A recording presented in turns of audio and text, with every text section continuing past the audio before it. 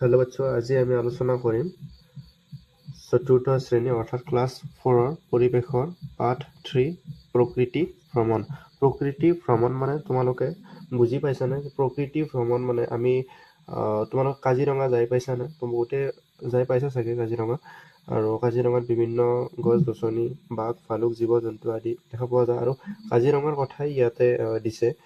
প্ৰকৃতি মানে আমাৰ প্ৰাকৃতিক বস্তুবোৰ আমি ভ্ৰমণ কৰিব যাওঁ, পিকনিক খাব যোৱা যে, সেইটোৱে আৰু চাব যাওঁ। ঠিক আছে, তো আজি আমি ইয়াৰ প্ৰশ্ন উত্তৰবোৰ আলোচনা কৰিম। প্ৰকৃতি ভ্ৰমণবোৰৰ প্ৰশ্ন উত্তৰ আলোচনা কৰিবলৈ যাওঁতে আমি যাম অনুশীলনীলৈকে। অনুশীলনী প্ৰথমতে 1 নম্বৰত দিছে তলত দিয়া প্ৰশ্নসমূহৰ শুদ্ধ উত্তৰ অনুযায়ী কাষৰ গোল চিনটো পূৰ কৰা। ঠিক আছে, তো ক নম্বৰত দিছে অসমৰ ৰাজ্যিক বৃক্ষ কি? তোমালোকে এই চেপ্টাৰটো ৰিডিং কৰি ল'বা হা। এই চেপ্টাৰটো ভালদৰে পঢ়ি ল'বা, ইণ্টাৰেষ্টিং হয়, তোমালোকে পঢ়ি ভাল পাবা। আৰু ইয়াতে আমাক দিছে যে অসমৰ ৰাজ্যিক বৃক্ষ কি? ৰাজ্যিক বৃক্ষ হৈছে গছ, ৰাজ্যিক বৃক্ষ হৈছে হলং। ঠিক আছে, এইটো ৰাজ্যিক বৃক্ষ হলং ইয়াতে হ'ব আমাৰ 2 নম্বৰ। ইয়াতে আৰু দিছে আঁহত গছ দিছে, শাল, চেগুন, কিন্তু আমাৰ শুদ্ধ উত্তৰটো হয় হলং। তো ইয়াতে কাষৰ ফালে আমাৰ 2 নম্বৰটো এইটো গোল কৰি এইটো ৰাউণ্ড কৰি দিব লাগিব, এইটো ফিল আপ কৰি দিব লাগিব ৰাউণ্ডটো। ঠিক আছে, তোমালোকে এইটো দিবা। তোমালোকক পেঞ্চিলেৰে দিছোঁ, সেইকাৰণে দগ হোৱা নাই। ঠিক আছে, তাৰপাছত আৰু 100 নম্বৰত দিছে তলৰ কোনটো মাংসভোজী চৰাইৰ গোট? ঠিক আছে, মাংসভোজী চৰাই ইয়াতে 1 নম্বৰত দিছে চৰাইৰ নাম, 2 নম্বৰত দিছে, 3 নম্বৰত, 4 নম্বৰত চৰাইবোৰৰ নাম দিছে। ইয়াতে আমাৰ কোনটো মাংসভোজী চাব দিছে। ইয়াতে 1 নম্বৰত দিছে বৰটোকোলা, বগলী, সোণামুচুৰি, 2 নম্বৰত দিছে ভাটৌ, মইনা, ধনেশ পক্ষী, 3 নম্বৰত দিছে ঘনচিৰিকা, পাৰ, শালিকা, 4 নম্বৰত দিছে ফেঁচা, শেন, চিলনী, শগুন। ইয়াৰে শুদ্ধ উত্তৰটো হৈছে 4 নম্বৰ, অৰ্থাৎ ফেঁচাও, তাৰপাছত শেন, চিলনী, শগুন চাৰিওটাই মাংসভোজী চৰাই। ঠিক আছে, এইটো আমাৰ শুদ্ধ উত্তৰটো হ'ব 4। ইয়াতে 4টো আমাৰ ৰাউণ্ড কৰি দিবা। ঠিক আছে, তাৰপিছত আমাৰ আছে 2 নম্বৰ। 2 নম্বৰ কি আছে? শুদ্ধ বাক্যটোত টিক আৰু অশুদ্ধ বাক্যটোত ক্ৰছ চিন দিয়া। ঠিক আছে, ইয়াতে আমাৰ কিছুমান বাকচ দিছে, সেই বাকচবোৰত আমি শুদ্ধ উত্তৰটোত শুদ্ধ চিন দিম আৰু যিটো অশুদ্ধ সেইটোত ক্ৰছ দিম। ঠিক আছে, ক নম্বৰত দিছে চেগুন এবিধ গুল্মজাতীয় উদ্ভিদ। চেগুন এবিধ গুল্মজাতীয় উদ্ভিদ, এইটো হৈছে তোমাৰ অশুদ্ধ। গুল্মজাতীয় উদ্ভিদ নহয়। তাৰপিছত আছে হাঁহৰ ঠোঁটটো বহল আৰু চেপেটা, এইটো হৈছে শুদ্ধ। হাঁহৰ ঠোঁটটো বহল আৰু চেপেটা। আৰু চাকৈ চকোৱা এবিধ পতংগ, এইটো এটা চৰাই হয়, এইটো অশুদ্ধ, ক্ৰছ চিন দিছোঁ। ঠিক আছে, তোমালোকে চাইছে কিতাপত নিলিখিবা, মই কিতাপত দিছোঁ। তোমালোকে বহীত প্ৰশ্নবোৰৰ উত্তৰ লিখিবা ভালদৰে, ডিচিপ্লিনকৈ, আৰু পঢ়িবা, এইবোৰ মুখস্থ কৰিবা। ঘ নম্বৰত দিছে সাধাৰণতে তৃণভোজী প্ৰাণীবোৰে জাক পাতি থাকে, এইটো শুদ্ধ। তাৰপিছত দূৰবীন হ'ল দূৰৰ বস্তু ডাঙৰকৈ চাব পৰা এবিধ সঁজুলি, এইটো শুদ্ধ। দূৰবীন তোমালোকে দেখিছা চাগে, আৰু তোমালোকৰ আছে কিছুমানৰ। দূৰবীনটো দূৰৰ বস্তু আমি দেখা পাওঁ, সেইটো এটা কেমেৰাৰ। তাৰপিছত ইয়াতে 3 নম্বৰত দিছে খালী ঠাই পূৰ কৰা। পৃথিৱীৰ আটাইতকৈ, এইটো ক নম্বৰত দিছে, পৃথিৱীৰ আটাইতকৈ সৰু চৰাইবিধৰ নাম বি হামিং বাৰ্ড।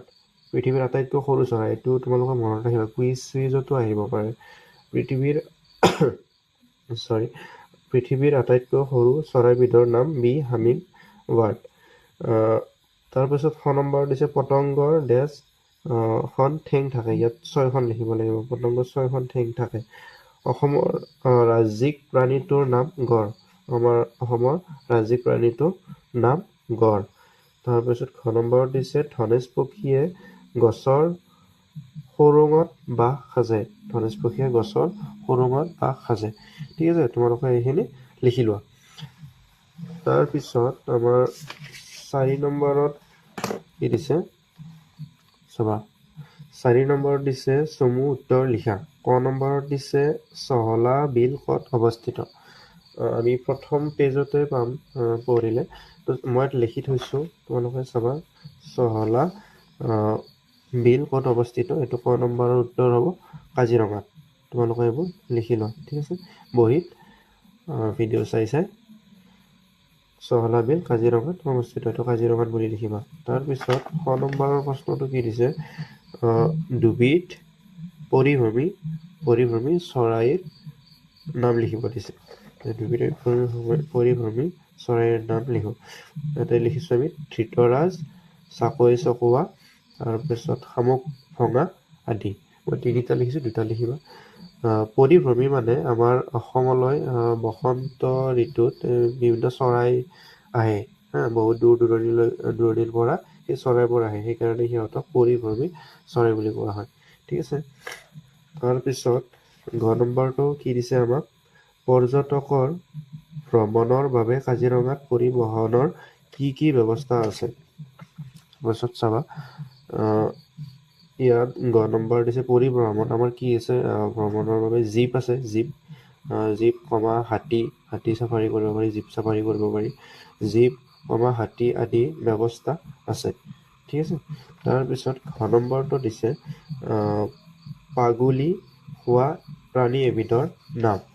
ঘ নম্বৰত মই লিখিছোঁ উত্তৰত মহ। গৰু হয়, কিন্তু কিতাপত মহ থকাৰ কাৰণে মই মহটো লিখিছোঁ। মহে পাগুলি খাদ্যটো গিলি থৈ দিয়ে, তাৰপিছত যেতিয়া সিহঁতে ৰেষ্ট পায়, তেতিয়া সিহঁতে পেটৰ পৰা খাদ্যটো উলিয়াই আনি পাগুলি খাদ্যটো গুড়া কৰি আকৌ পেটলৈ গিলি থৈ দিয়ে, তেতিয়া হজম কৰাত ভাল হয়। গৰু সেনেকৈ খায়, তাৰপাছত মহেও খায়, মহটো লিখিছোঁ, ঠিক আছে। তাৰপিছত আমাৰ আছে 5 নম্বৰ। 5 নম্বৰটো চাবা, 5 নম্বৰটোৰ উত্তৰ লিখা। ক নম্বৰটো দিছে মাংসভোজী প্ৰাণীবোৰৰ ঠেঙৰ হাতোৰা শক্তিশালী হোৱাৰ বাবে কি সুবিধা হয়।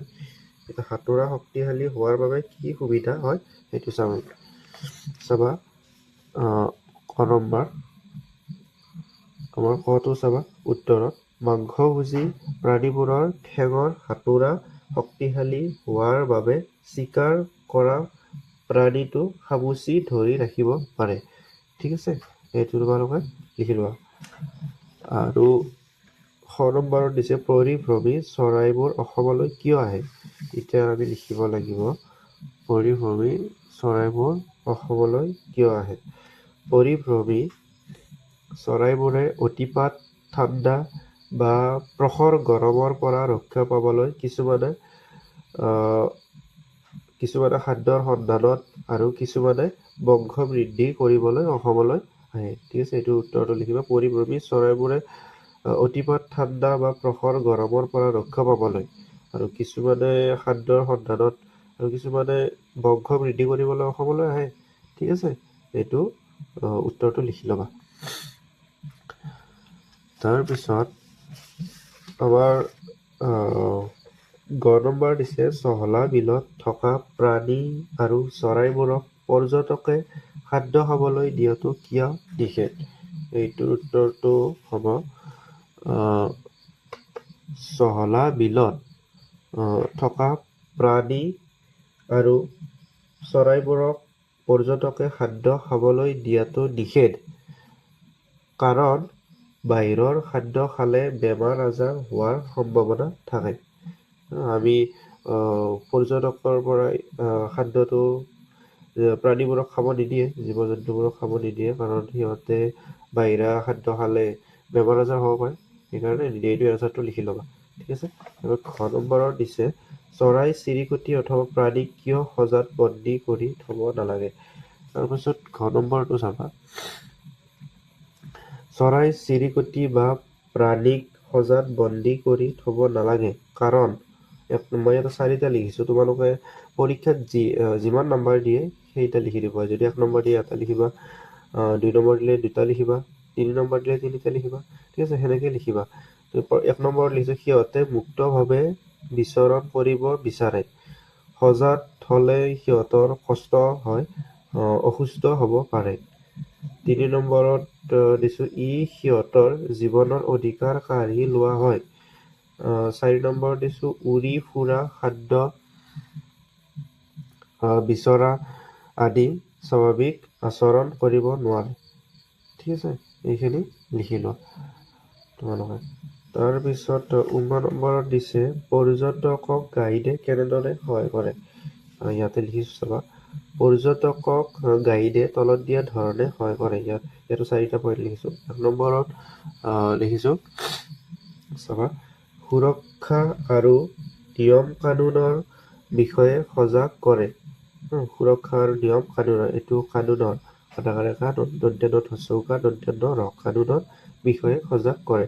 2 নম্বৰত দিছোঁ দৰ্শনীয় স্থানসমূহ সঠিকভাৱে দেখুৱায়। দৰ্শনীয় এইটো স্থানসমূহ এইটো স্থানসমূহ সঠিকভাৱে দেখুৱায়। 3 নম্বৰত দিছোঁ তথ্য দিয়ে, বিভিন্ন তথ্যবিলাক দি দিয়ে গাইডে। তাৰপাছত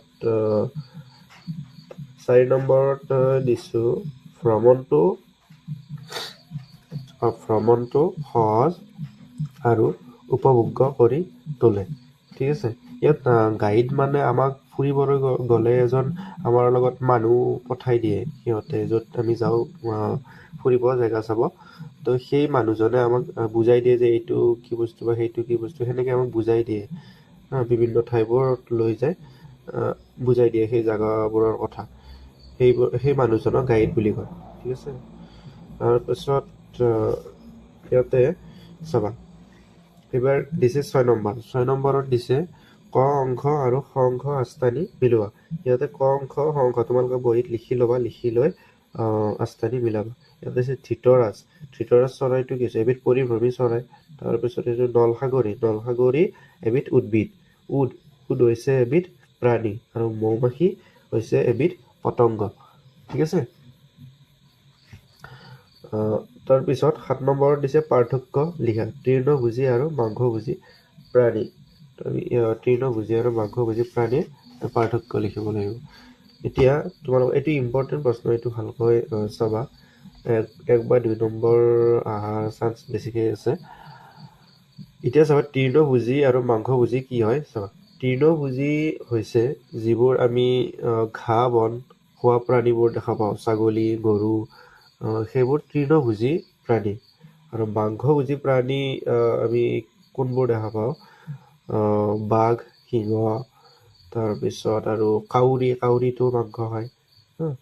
তাৰপাছত সেই মাংসভোজী প্ৰাণী আমি দেখা পাওঁ, সেইবোৰক মাংসভোজী প্ৰাণী বুলি কয়। যিবোৰ মাংস খায় জীয়াই থাকে সেইবোৰক মাংসভোজী প্ৰাণী বুলি কয়, আৰু ঘাঁহ বন খাই জীয়াই থকা প্ৰাণীবোৰক তৃণভোজী প্ৰাণী বুলি কয়। তো ইয়াতে মই লিখিছোঁ চাবা, তৃণভোজী প্ৰাণীয়ে ঘাঁহ বন, গছৰ ডাল পাত আদি খায়। ইহঁতৰ দাঁত বহল, চেপেটা আৰু ধাৰ থকা। ইহঁতে ঘাঁহ বন আদি দাঁতেৰে ছিঙি গুৰি কৰি খায়। আনহাতে মাংসভোজী প্ৰাণীবোৰে আন প্ৰাণীৰ মাংস খায়। সিহঁতৰ চোকা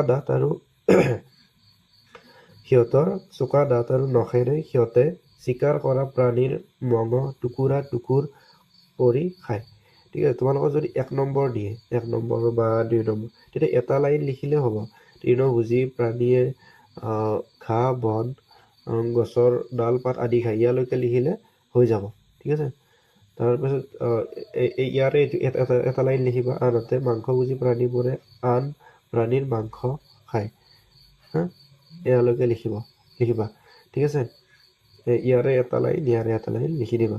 তেতিয়া 1 নম্বৰ বা 2 নম্বৰ দি দিবা। আৰু যদি 3, 4 দিয়ে তেতিয়াহ'লে গোটেইখিনি লিখিবা। ঠিক আছে, মুখস্থ কৰোঁতে গোটেইখিনি কৰিবা, কৰি পৰীক্ষাত যি নম্বৰ দিয়ে সেই হিচাপত তুমি লিখিবা। ঠিক আছে, তাৰপিছত 8 নম্বৰটো চাবা। 8 নম্বৰটোত কি দিছে তোমালোকৰ, শব্দ জালিকাখনত থকা চৰাইৰ নামকেইটা চিনাক্ত কৰি ঘেৰ দিয়া।